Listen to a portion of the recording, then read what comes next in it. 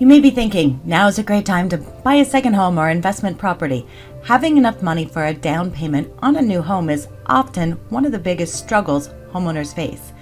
You may not want to tap into your existing nest egg, and you may be wondering if it's possible to tap into the equity you have in your existing house. For some homeowners who already have a home, you can leverage some of the equity you have built up to maybe acquire another house.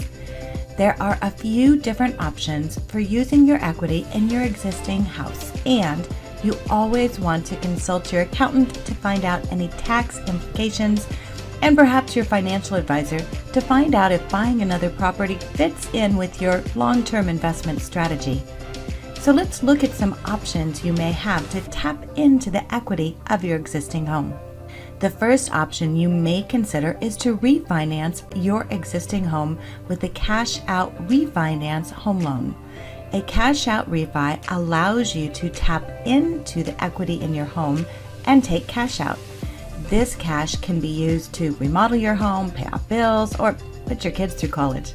This money could also be used as a down payment on another property. There is often seasoning requirements on your down payment funds when you buy a new home, so you'll want to check with your mortgage lender on the requirements. But refinancing your existing property may allow you to tap into your equity and use it for a down payment on another home. Interest rates on primary residences are usually lower than on investment homes. With a cash-out refinance, your total loan amount typically cannot exceed 80% of your home's value. Another way to tap into the equity in your existing house is to take out a second mortgage. There are many second mortgage options available, including a home equity line of credit or a HELOC loan. A HELOC works like a line of credit against your home. You do not have to draw all the funds out with a HELOC home loan, and it may provide you with the funds needed to buy a home as a rental or even consider buying a home and fixing it up to sell. There are always potential downsides to cashing out your home equity. Depending on your overall financial circumstance, you may be able to potentially claim tax deductions for interest payments on a refinance loan tied to your primary residence. You can also potentially write off interest payments on a second lien equity loan or line of credit. Equity lines work similarly to credit cards because you have access to a revolving line of credit, and you have the option of making interest-only payments for a certain number of years.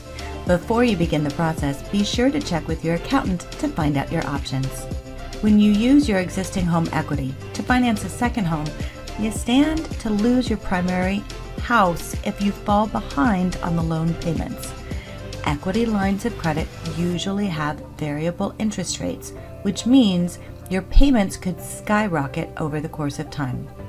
Home equity loans tend to have shorter terms than standard mortgages, which means you may have a larger monthly payment to manage.